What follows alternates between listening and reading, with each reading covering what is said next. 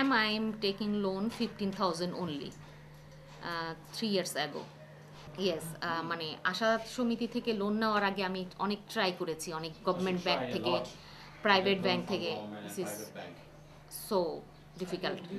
They want government service holder guarantee and কি ওরা ওই বসের ইয়ে চায়, কি নাম, ওখানে যে চাকরি করে সেই গ্যারান্টি চায়, বস কি সেই গ্যারান্টি দেবে, এইগুলি সমস্যাগুলো আছে।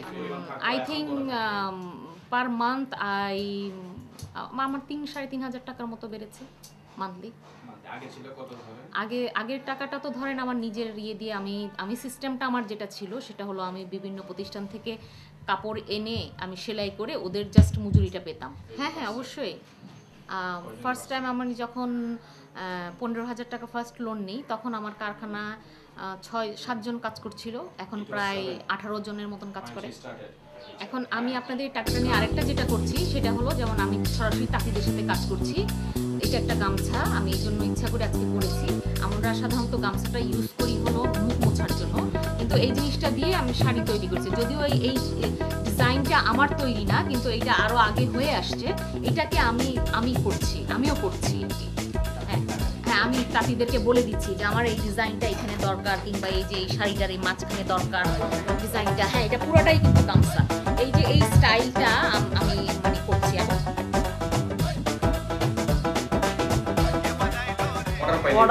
অর্ডার তো পেন্ডিংই থাকতেছে অর্ডার। আরেকটা কথা, আপনি এখন যে মানে 1 লক্ষ টাকা দিয়ে প্রথম দিলেন, পরবর্তীতে সিস্টেমের মাধ্যমে কি আগাবে, নাকি আমার কাজটা আপনি যতদূর বেশি দেখতেছেন সেইভাবে? আপনি কি চান? আমি চাই যে আমার মানে 1 লক্ষ টাকা না, এখন যদি এমন মানে 2-3 গুণ বাড়াই দেন তাও আমি খাটাতে পারবো। It should be the enterprise driven. The loan amount should be enterprise driven, not ratio driven by the banker or by the NGO.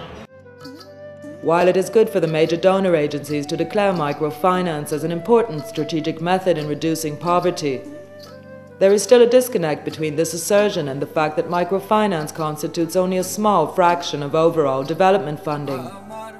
Practitioners estimate that only 10 to 25% of that funding goes into loans for the poor. I think World Bank is not as enthusiastically going around supporting microcredit programs around the world. They have done quite a bit of supporting in Bangladesh in creation of PKSF, the wholesale fund, national wholesale fund that we have in Bangladesh, but they have not done in other countries. If you look at the total funding World Bank does every year, hardly 1% of that funding goes into microcredit programs. Most of the donors, they don't provide so much loan funds. They provide some other research, training, workshop, etc., which is not really directly helping. My request to all these donor agencies, they can provide direct loan funds. From that loan funds, the MFIs will generate income. From that income, they will cover their cost. This will be a sustainable way of doing things. The Association for Social Advancement is considered the Henry Ford Motor model of microfinance for its efficient and standardized low-cost service.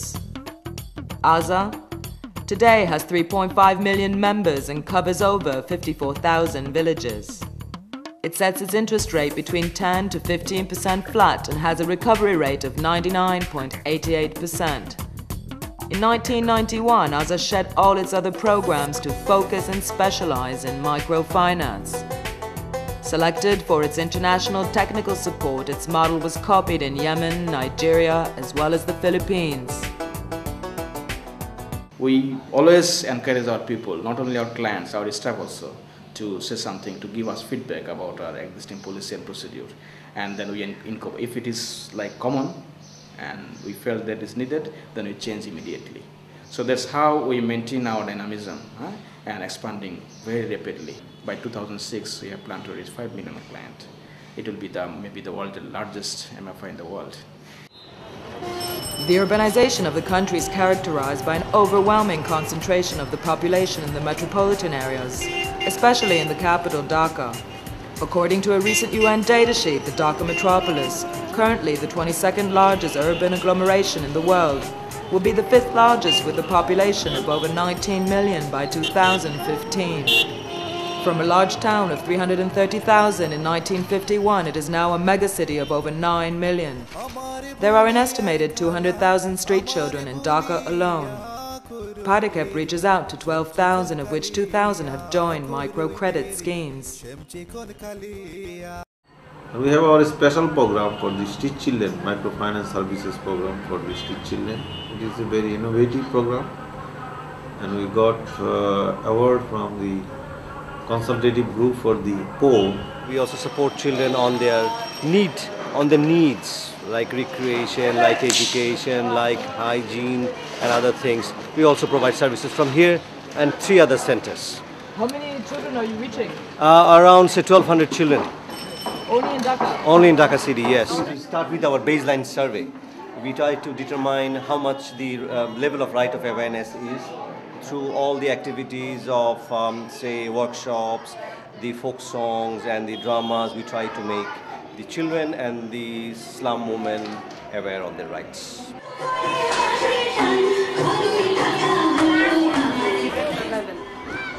They are earning every day, but they have no safe place to save money.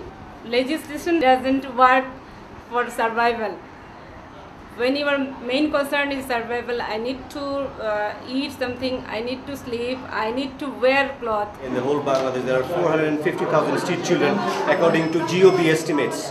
So about only 45 to 50,000 are being, maybe 60, maximum 60,000 is being served by NGOs and the government. So the rest are on the streets.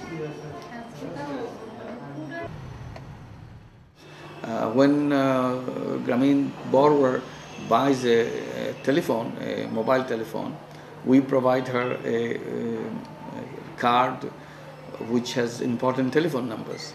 It starts with the telephone number of the Prime Minister. And in one case, I remember one of the Grameen borrowers called up the police chief because there was some criminal activity in the village. She wanted to stop, but the police chief didn't respond quickly. So she called up again and said, if you don't come immediately, I'm going to call the Prime Minister because I have the telephone number of the Prime Minister.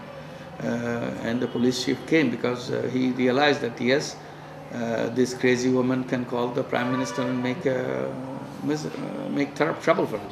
Microfinance is one of Bangladesh's most successful exports, having been emulated in dozens of countries worldwide, rich and poor alike.